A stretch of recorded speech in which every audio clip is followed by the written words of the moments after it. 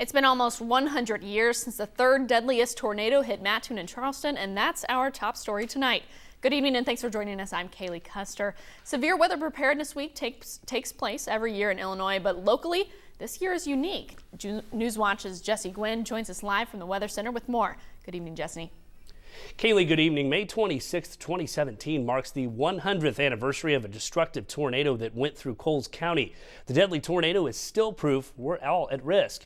And since two severe storm systems moved through in the last 2 weeks, officials say it's all the more reason for you to be prepared. We've been lucky. We've had two storms that have rolled through Coles County that had the potential to drop in a tornado right down on top of us. Dan Ensign sounds the alarms for Coles County when severe weather strikes. And he wants the public to be aware of severe weather dangers.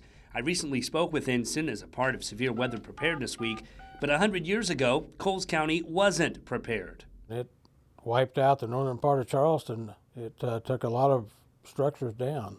On May 26, 1917, a massive tornado struck the area, causing death and destruction in both Charleston and Mattoon.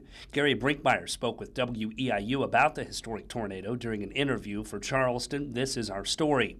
Brinkmeyer talked about how deadly the storm really was and the impact it had on the area. It was a massive tornado complex that destroyed parts of Charleston and Mattoon. 35 people were killed in Charleston, 61 in Mattoon, but populations were considerably different, and we lost all of our infrastructure and much of our utilities, as well as our business districts. A lot has changed in Charleston and Mattoon since the 1917 tornado, and one of those changes is the ability to be better prepared.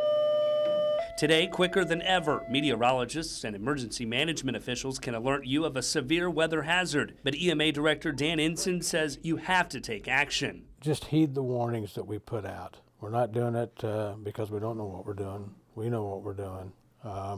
And we try to give you, the public, as much warning in advance before the storm hits.